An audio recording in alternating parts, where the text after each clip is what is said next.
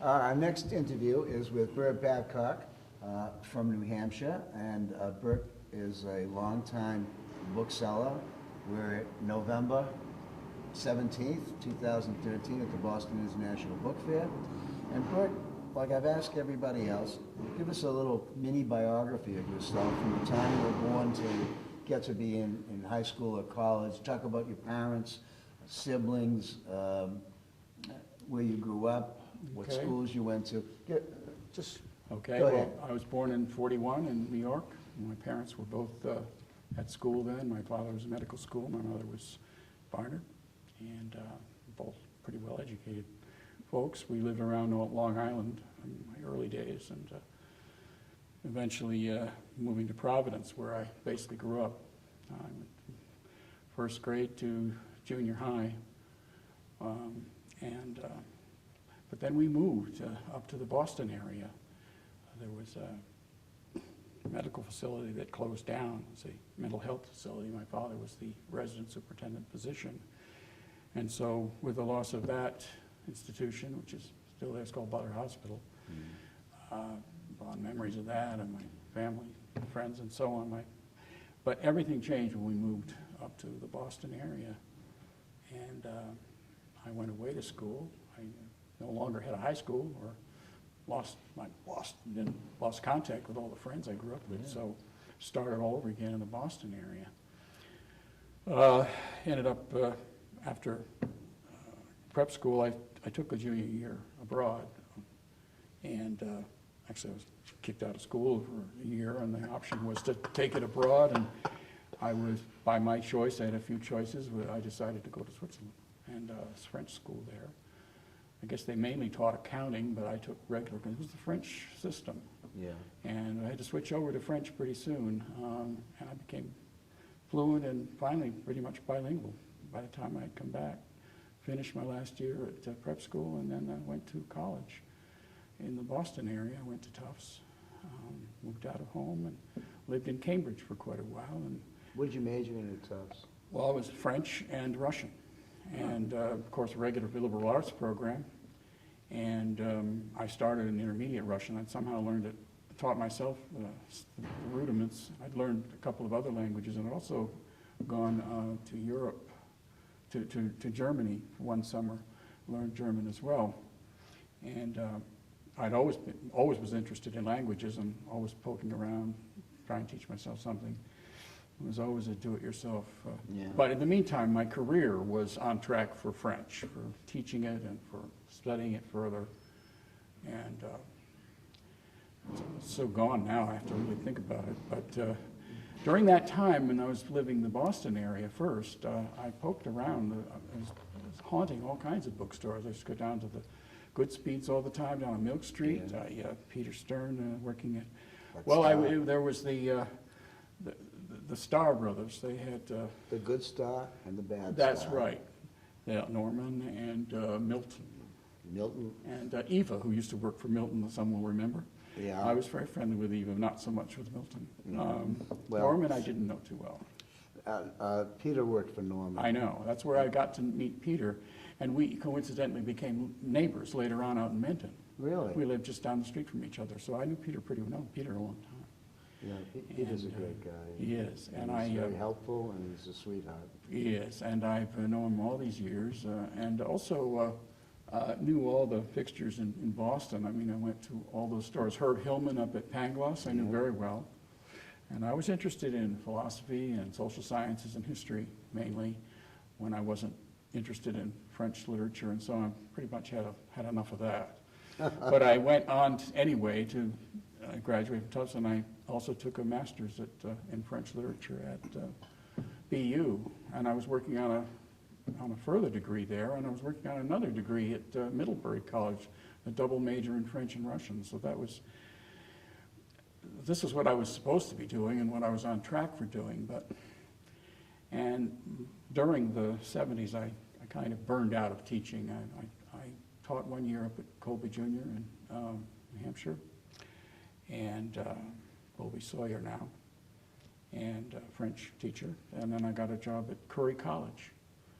Right near me in Milton. Yeah, and the time I was down there, an unknown team called the Patriots were working out on the grounds down there. They were just a joke then, far from that Were they now. the Boston Patriots then? Yeah, that's Before I they think became the New they were. England I was Patriots? never a big football fan, but somehow I've become one. Well, yeah, it's kind of exciting to watch a And a good Red team. Sox fan for sure. Oh, God, no, Red I Sox threw fans the since ball I was around, 7. I threw the ball around in the yard with Mika, and I had no idea it would ever come to him being such a big fan, and great fun to go to the ball games Oh, with him. it's an experience that everybody should have. Go to at least one baseball game and try not to get hooked. Try not to get hooked. Well, I got hooked, and we're all happy about it. My parents were also big baseball fans, and I think they had been, even when they were in Providence, I'm sure they were Red Sox fans from those days, Yeah. but I was away a lot and really didn't connect with a lot of things going on. I became almost a foreigner after going to school abroad. You sounded like a professional student. I was an eternal student, just going on, and finally I'd had enough of it, and we lived down actually right near Fenway Park while I was still working at BU on my advanced degree. But in and around all this, I was spending a lot of time going to bookstores, and when I really burned out of teaching, it kind of suggested itself to me. Yeah. Maybe this is something I'd like to do. And by that time, I'd already gotten to know a lot of the bookstores up in New Hampshire. Yeah. And of course, in And- Boston, the Boston area. you Yes, used to well, know. of course, I knew Silverman over at Arnold. Oak Street. I knew Did you ever- Peter. I knew George Gloss? Yes, I knew George. George used to say, you ask for a book, he says, it's over there somewhere. Yeah, there are floods of books on that subject. And Just go if you were look s- around. Sure, if you were a student, they give you a nice discount. I love George. And I'm great friends with Kenny now, too. Well, Kenny's a terrific great, guy. a great Terrific transition. young man. A wonderful guy, and an amazing transition. There are very few father-son transitions in the business. Yeah. As I Except could tell you. except if you're European. Yes, well, a lot of them around these days too. But anyway, I guess as far as once I started in New Hampshire, I just started cold. I just, based on what I'd been seeing all my life around this area, a combination of Herb Hillman, the stars, and everything, you know, and a general store. And I wasn't thinking of modern first edition. I was mostly thinking of books as wonderful things. What year was this? This would have been, but I moved up to New Hampshire. When you started, I started in 75, 76. 76 is the grand opening. was your grand It opening? was the bicentennial year. We couldn't miss Right, the of course marker, not. the marker there. But A lot of foo-for-ah about the opening, but it was pretty quiet affair. Bookstore, pretty small, yeah. But anyway, it went pretty well for a while, and were you a generalist at yes. that time? Mm-hmm, yes, and Doug Harding was one of my earliest, mentored me a lot. I learned a lot from Doug. He lived in Nashua at the time. I used to go Right. over to see him and his nice Victorian house there full of wonderful books. I learned a lot from the stuff that he had, and he told me how to collate a book. Don't know what it meant. I didn't even know. But he taught me a lot, and if I had a plate book or something, I'd sell it to Doug. Still friends with Doug. I go up and see him when I can up in Maine. I go up there 3 or 4 times a year. Doug's I like great. Doug. You know, there's a nice long arc between those days and today. Yeah.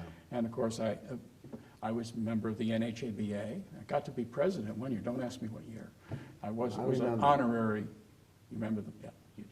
Okay. Anyhow, for a year, and I knew everybody. I used to visit quite a lot of the people. They're all new folks now. I don't know them all Yeah, anymore. you look in the New Hampshire Booksellers directory, you don't really recognize a lot of names. But I learned as much as I could from those folks and did my own thing, and then I sort of fell into the modern first edition bubble with everyone else at a certain point. Well, how did that happen? Well, it happened sort of gradually through the AB Weekly. And then I just decided to try a catalog. And by that time, I was receiving catalogs from various people, just wrote away for them. Yeah, The first catalog that really impressed me was Lloyd Curry's. yeah. Lloyd's And good. he was my model. I wanted to do the catalogs the way Lloyd did. I told him this, he knows this. And, but vary it enough so that I could spot the rip-offs when the people Right, took my descriptions. And I worked hard at them and tried to make them my own. I always felt that way. No plagiarism, no. You put it in your own words. Right. And so you got pretty good at get me rewrite. That would be me. Rewrite what it's about, try to get the gist of it. Yeah. And if you actually read it or knew something about it, to try to put it across as something that you would like, sort of critical, I guess, a little bit. And so it started there, and my first catalogs were, well, actually, I was actually closed the store. I had to finally, it was about 4 years, I think it went from till about 1980. Sure. I had to close the store then. And then after Well, you that, had- you say you went into had my to. home. I didn't close completely. I took the better stuff, sold out to somebody the regular stock. and Did went you my just home. have enough of a shop? Well, yeah, it wasn't really making it. wasn't for you. It wasn't quite for me. Yeah, and well, what had happened was that getting help, so hard to get good help, finally got the ideal person. Oh, The woman who could buy better than even I could buy when I wasn't there. wow. But her husband missed her. And I had to let her go. She went back to her husband, and after that, it was pretty hard to, my standard kept getting lower and lower. Finally, it got down to, can give change for a 10. I didn't seem to be able to find anybody who could do that, and the people who were kept showing up were more and more pathetic, really, in a way. Unfortunately, I just couldn't find somebody I really could trust with a shop. So I moved into my home with the better stuff, and I was a general antiquarian dealer for a couple of years. I remember Jack Hanrahan was somebody who was another kind of person I modeled myself a little after. Jack's a wonderful person. I still know Jack. I tried to model myself in more antiquarian, and my background would be general antiquarian, if anything. But fell the siren song of the first editions and so on, and they were just kind of starting out, and it interested me to be plugged into what was going on now. I always like to be in the present. Yeah. As a teacher, I did too. I was interested in the young people and what was being done now, what was thought now. And after all, I just come out of the 60s. I'd lived through a very interesting times. I love the 60s. Yeah. Well, there you go. You can remember them, I think. Oh, yeah. I do Remember the too, because I 50s, didn't too. do any drugs in the 60s. I probably You drank did. a little too much, but I mean, I kept up with what I could keep up with. And, Yeah. it was a very interesting time to come out of. And so I thought, and of course, the modern first editions was really plugged into that time too. It was Yeah. talking all about the times I just lived through. So that's why it interested me. Not just because it was books, because of the contents, because of the people. And I did meet some writers. I can't think of any right offhand. I worked with Ray Carver Yeah. right up till his death in '88. I helped sell his papers. That was one of the few things that made me a little bit famous. I have a page in the book about him, about our dealings, and just about the fact that I placed his papers. And I've worked with some other authors. I did do some appraisals up at UNH, learned to do that. I thought it was really interesting that the challenging part of this business is to be presented with a whole bunch of stuff you've never seen before. Yeah. Figure out how to organize it, figure out what the essence of it is, and then finally to price it. If you can do those things, you can do this. And that's what you learn to do. You see Doug doing it all day long, and that's what he does. That's what we all have to learn to do. We all have to learn to do that. Executive decisions, all made by you. Yeah. And, I make them every minute. They may be wrong, but hey, And don't my presidents make decision, mistakes? man. And everybody else does too, CEOs, even the company goes down. In our case, it's ourselves that go down. But you can change course. If you're making a That's mistake, you what's can available change to course.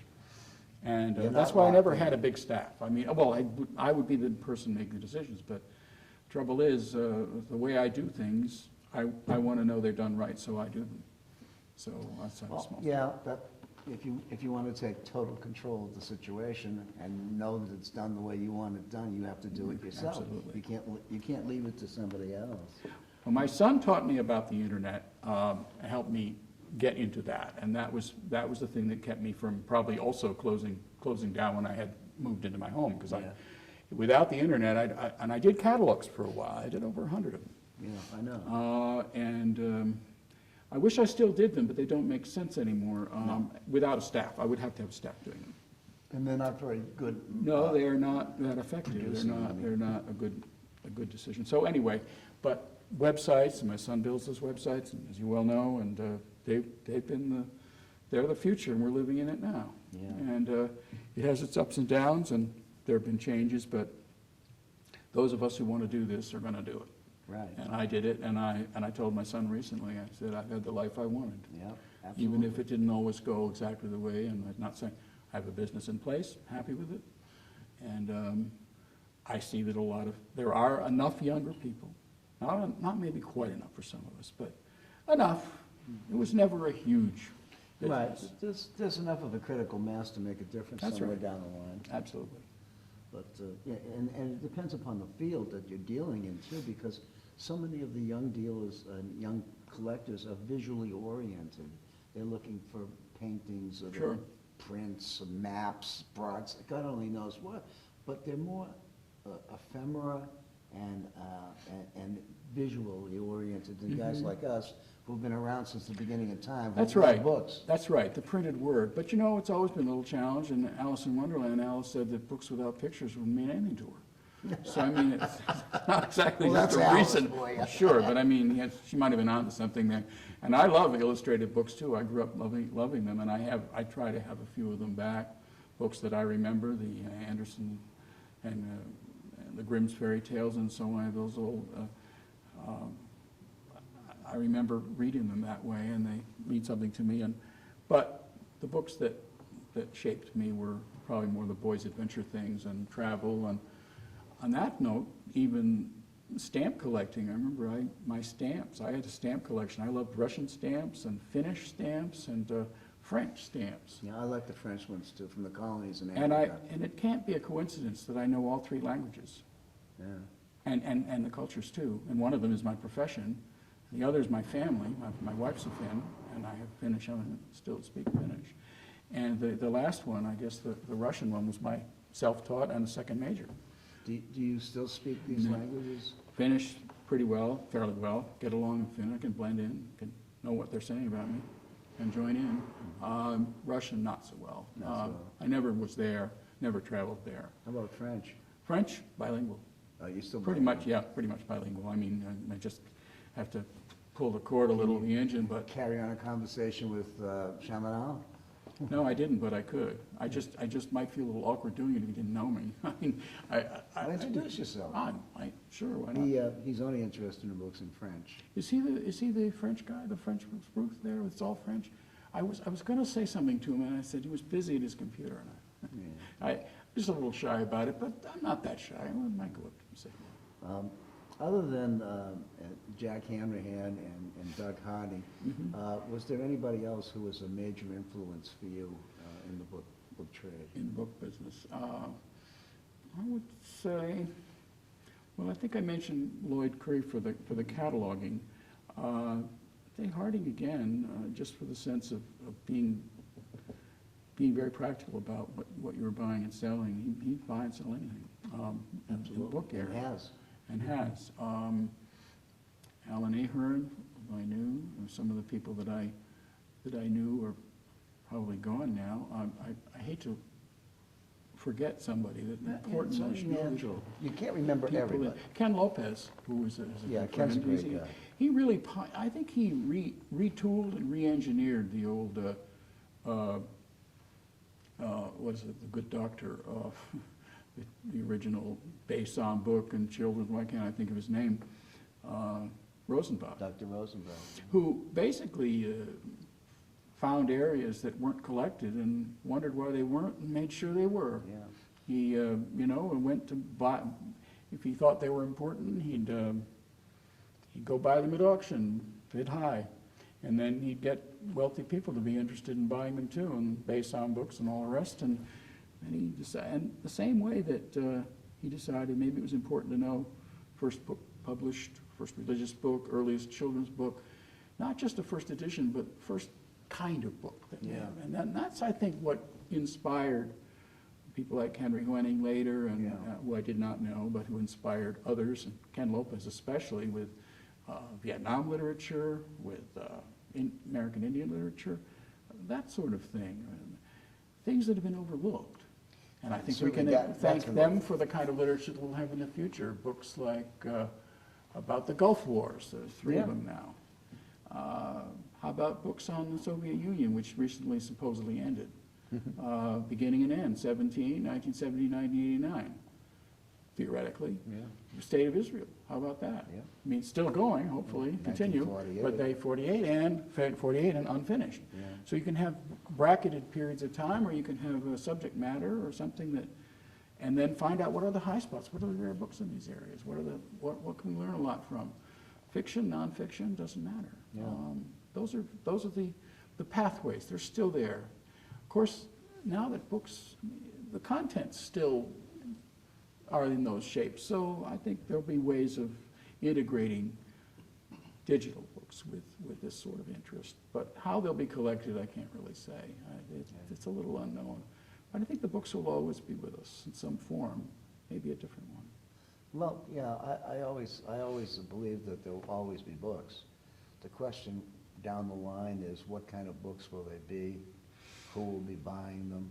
I think we'll take a second look at a lot of books that exist now that no one Yeah. cares about. The same way as has always happened It's always been generations back. Generational thing. People were not interested in World War I, but No. now with 100 years gone by, and next year will be the year, 14, will be the 100th year anniversary of its beginning.